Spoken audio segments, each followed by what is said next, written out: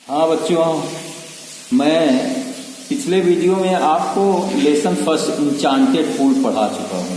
ठीक है, मैं अब सेकेंड लेसन आपका क्लास 10th में आपको मैं lesson second a letter to God पढ़ाने चल रहा हूँ। बहुत ही इंटरेस्टिंग लेसन है। G.L. फ्लुएंट्स ने लिखा है इसको, यानी एक किसान भगवान को पत्र लिखता है। बहुत ही रुचिकर लेसन है। आप देखिए, थोड़ा सा हम आपको राइटर के बारे में, G.L. फ्लुएंट्स के बारे में आपको बता देते हैं। सभी लेसन के लेखक का नाम आपको जानना जरूरी होता है। लेंचो नाम का एक किसान है। हम थोड़ा सारांश आपको बता रहे हैं इस लेसन का। लेंचो नाम का एक किसान है। वो अपने उसको भूमि पर जाता है, अपने फील्ड में जाता है। वहाँ पर क्योंकि वो किसानी बिल्कुल हिला मिला है। वो उस साल फसल बहुत अच्छी रहती है, लेकिन उसे बरसात की जरूरत होती है। उसके कारण पानी भी बरसता है, लेकिन उसी रात ओले गिरने लगते हैं, जिससे सारी फसल नष्ट हो जाती है। उसके पास खाने के लिए भी फसल नहीं बस रहती है। वह एक दिन सोचता रहा कि इस साल कैसे यह समय जाएगा, गुजरेगा।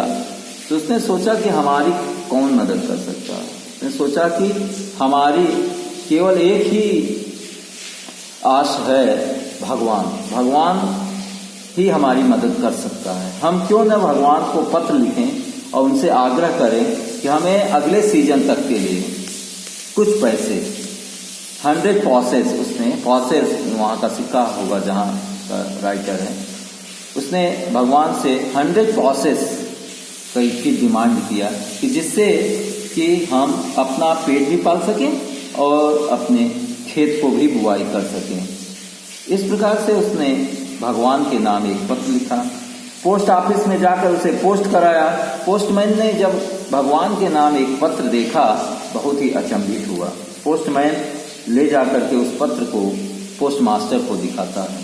पोस्ट मास्टर और पूरे स्टाफ हंसते हैं, लेकिन पोस्ट मास्टर उस क्षण थोड़ा सीरियस होता है और वो सोचता है कि इस व्यक्ति का फेथ जो है भगवान के ऊपर, उसे कम नहीं होने देना चाहिए। इस प्रकार से उसने अपने स्टाफ से सहयोग मांगा और कहा कि उसे कुछ पैसे भेजना चाहिए। वह अपने स्टाफ से पैसे ले करके, अपने लोगों से जुटा करके 70 पॉसेस किसान लेंचो के पास पोस्ट के द्वारा भेज देता है। लेंचो आता है तो उस पत्र को लेंचो को दिया जाता है। लेंचो उसको देखता है तो बहुत गुस्सा होता है। कहता है कि भगवान तो ऐसा कर ही नहीं सकता है। हमने तो उसे 100 पॉसेस मांगे थे और उसने मुझे 70 ही क्यों दिया। इसका मतलब है कि भगवान ने हमारे अनुरोध को माना होगा, लेकिन कहीं बीच में गड़बड़ी हो गई। उसने पुनः से पोस्ट ऑफिस से पेपर और कलम मांगता है और भगवान को पुनः पत्र लिखता है। और उस पत्र में यह लिखता है कि हे भगवान, आप 70 पॉसेस और 30 पॉसेस और हमको भेजिए, जो कम है। और आप कभी भी यह पैसा पोस्ट के द्वारा मत भेजिएगा, क्योंकि ये पोस्ट ऑफिस के लोग सभी चोर हैं, सभी ठग हैं। इनके माध्यम से आप भेजोगे तो ये पैसे हमको नहीं देंगे। यही लेसन का सारांश है, जो कि बहुत ही इंटरेस्टिंग है और बहुत इम्पोर्टेंट है। परीक्षा की दृष्टि से बहुत ही इम्पोर्टेंट लेसन है ये। अब हम लेसन को स्टार्ट करने चल रहे हैं। अब देखिए, आप लाइन बाय लाइन हम आपको पढ़ाने चल रहे हैं। इसके अर्थ को केयरफुली देखिए। आप जानते हैं कि इस लेसन से, जो भी लेसन है उनसे क्या आएगा, एक पैराग्राफ आएगा। पैराग्राफ में 2 क्वेश्चन होंगे, 2-2 नंबर के, जिसका आपको आंसर देना है। ठीक है, एक पैराग्राफ से 4 क्वेश्चन होते हैं, 4 नंबर का आएगा। ठीक है, और इसी से आपको शॉर्ट आंसर भी लिखना होगा। शॉर्ट आंसर भी आएगा लेसन से ही, और एक लॉन्ग आंसर भी लेसन से आता है। इसलिए इसका अर्थ आपको आना चाहिए। अर्थ अगर नहीं आएगा तो आपका सारा कुछ खराब हो जाएगा, क्योंकि 4 नंबर 4 की 12 नंबर का, और 4 नंबर का आपका वो 4 चौक 16 नंबर का क्वेश्चन आपका प्रोज से आना है। 16 नवंबर, और 16 में 16 आपको मिल सकते हैं, लेकिन लॉन्ग आंसर में थोड़ा कम नंबर मिलते हैं। ठीक है, तो देखिए आप पैराग्राफ को देखिए। ठीक, अब पैराग्राफ देखिए। The house, the only one in the entire valley, sat on the crest of a low hill. The house, घर, the only one in the entire valley. entire माने संपूर्ण, valley माने घाटी। घर उस संपूर्ण घाटी में अकेला। sat on the crest of a low hill, निचले घाटी के चोटी पर स्थित था। From this height one could see the river, from this height, इस ऊंचाई से, फ्रॉम दिस हाइट, इस ऊंचाई से, one could see the river, कोई भी नदी को देख सकता था। And the field of ripe corn dotted with the flowers, और field of ripe corn dotted, और फसल से भरी हुई खेत को, जो कि फ्लावर, फूलों से खिला हुआ था। That always promise a good harvest, जो हमेशा अच्छी फसल का संकेत दे रहा था, वो देखा जा सकता था। अर्थात फ्रॉम दिस हाइट, यानी उस ऊंचाई से कोई भी व्यक्ति नदी और खेत में पकी हुई फसल, जो फूलों से लदा हुआ था, जो अच्छे फसल के प्रॉमिस, वादा कर रहा था, उसे देखा जा सकता था। The only thing the earth needed was a downpour, the only thing, एक वस्तु थी, थिंग, एक चीज थी। द अर्थ नीडेड, यानी खेत को जरूरत थी, अ डाउनपोर, वर्षा की, एक वस्तु की जरूरत थी, अर्थात केवल एक ही चीज की जरूरत थी, उस फसल को, वर्षा की।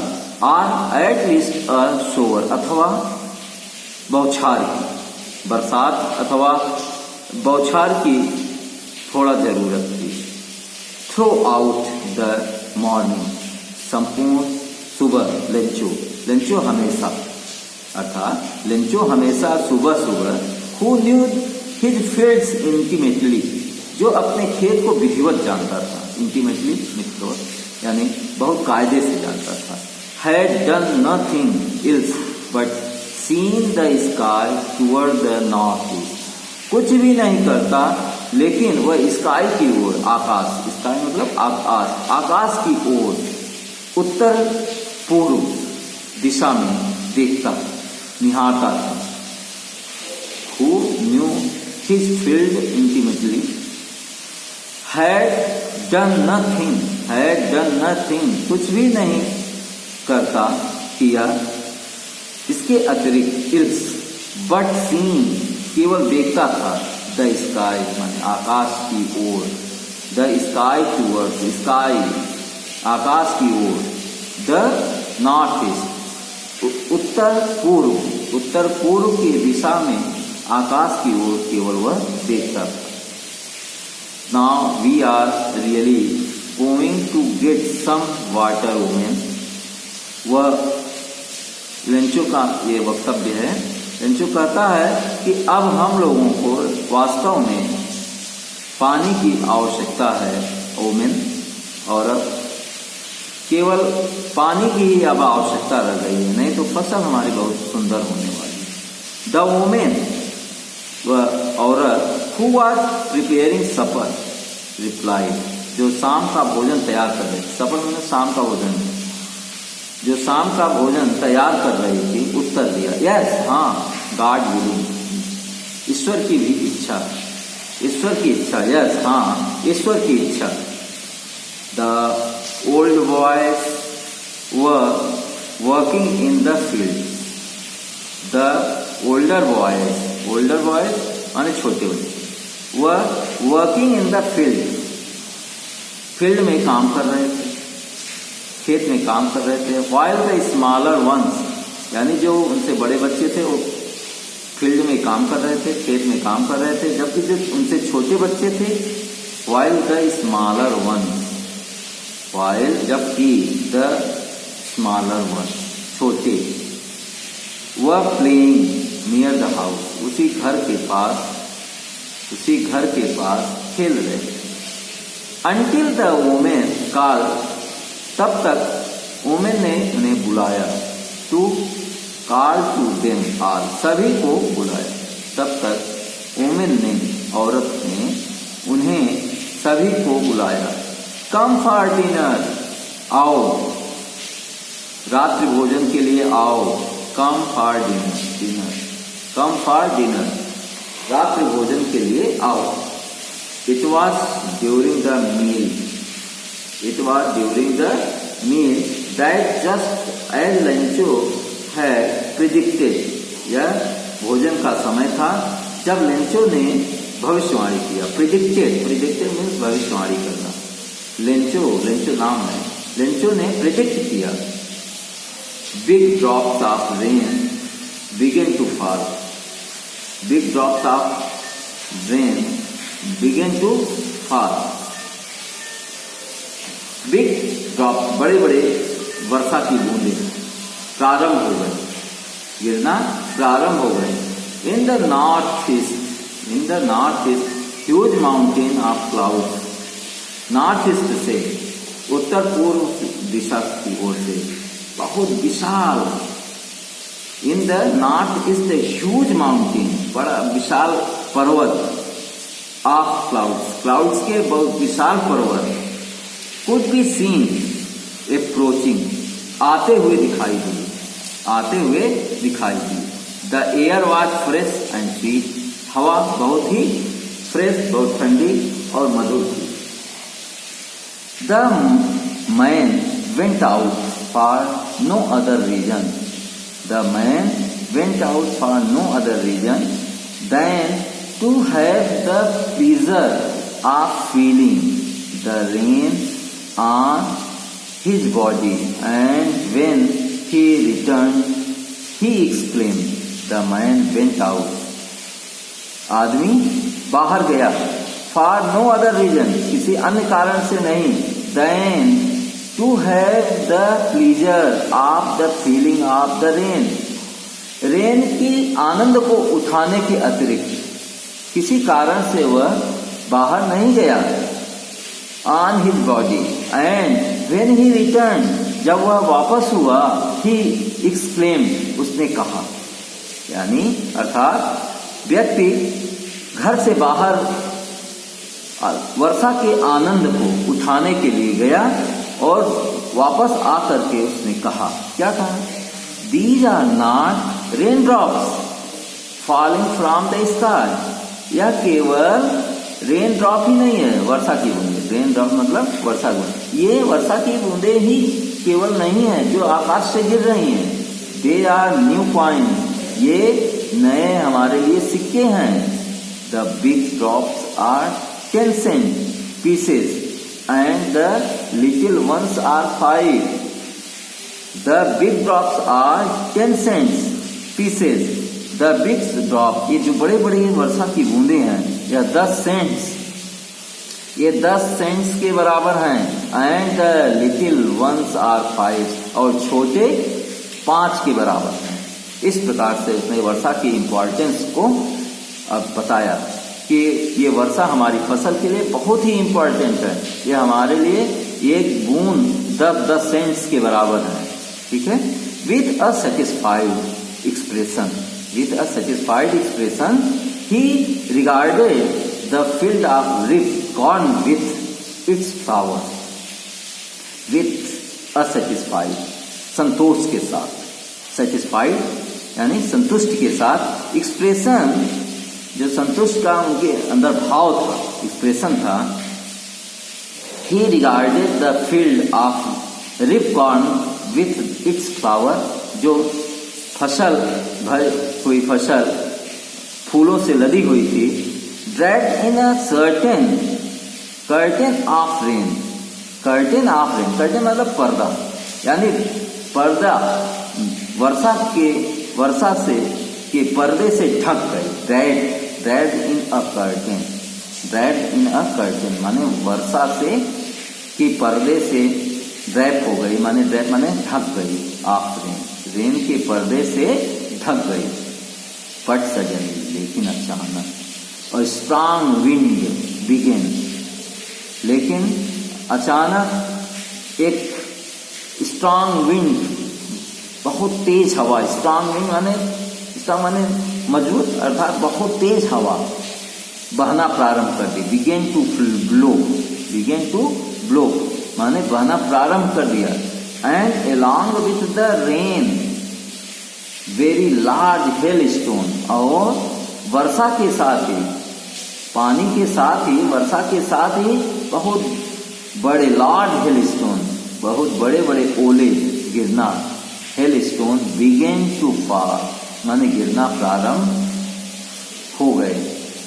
बट लेकिन सडनली माने अचानक बहुत तेज हवा बहने लगी और वर्षा के साथ साथ बड़े बड़े ओले गिरने लगे। These truly did resemble new silver coins, वास्तव में ये नए सिल्वर कॉइन्स इकट्ठे हो गए। द बॉयज एक्सपोजिंग देमसेल्स, लड़के अपने आप को नंगा करके, एक्सपोजिंग माने सारे कपड़े उतार कर, एक्सपोजिंग माने अपने सारे कपड़ों को उतार कर, देमसेल्स सतत अपने सारे कपड़ों को उतार कर, to the rain, ran out to collect the frozen pearls, वो बाहर दौड़ पड़े इन बर्फ के हीरों को, पियर्स माने हीरों को इकट्ठा करने के लिए। यानी जब ओले गिरने लग गए तो छोटे बच्चे अपने कपड़ों को उतार करके बाहर दौड़ पड़े इनको कलेक्ट करने के लिए, इकट्ठा करने के लिए। It's really getting bad now, explain the man यहाँ जो आ रहा है वो लेंचो से मतलब है। लेंचो ने यानी मैन ने, आदमी ने, एक्सप्लेन माने आश्चर्य में कहा, एक्सप्लेन द मैन आश्चर्य में कहा, it's really getting bad now, वास्तव में अब बहुत ही बुरा हो रहा है। वास्तव में इट्स रियली, वास्तव में यह गेटिंग बैड नाउ, अब बहुत बुरा हो रहा है। I hope it passes quickly, मुझे आशा है, आई होप मुझे आशा है, इट पासेस यानी जो ओले गिर रहे हैं यह बहुत जल्दी समाप्त हो जाएंगे, गिरना बंद हो जाएंगे। इट पासेस क्विकली माने शीघ्र से यह पास हो जाएगा, अर्थात शीघ्रता पूर्वक यह ओले गिरना बंद हो जाएंगे। It did not pass quickly, लेकिन यह शीघ्र बंद नहीं हुआ। It did not pass quickly, quickly मतलब शीघ्रता से, पास माने गुजरा नहीं यानी समाप्त नहीं हुआ, यानी ओले गिरना बंद नहीं हुए। It did not pass quickly, लेकिन ओले गिरना बंद नहीं हुए। फॉर एन आवर, लेकिन एक घंटे, फॉर एन आवर लेकिन एक घंटे, the hell rained on the house, for an hour the hell rained on the house, लेकिन एक घंटे तक, फॉर एन आवर एक घंटे के लिए, the hell rained on the house, घरों पर ओले, द गार्डन में, द हिल साइड पहाड़ियों के साइड, द कॉर्नफील्ड जो फसल से भरी हुई खेत में, ऑन द होल वैली और संपूर्ण घाटी में केवल ओले ही ओले रहे। फॉर एन आवर एक घंटे के ओले में गिरने में, द हेल रेन्ड, हेल जो एक घंटा ओला गिरा, बरसात हुई, ओले की बरसात हुई, ऑन द हाउस घर के ऊपर, गार्डन के ऊपर, द हिल साइड पहाड़ियों के ऊपर, the cornfield on the whole valley संपूर्ण वैली में हुई। इसके आगे का अर्थ हम नेक्स्ट वीडियो में बताएंगे। ठीक।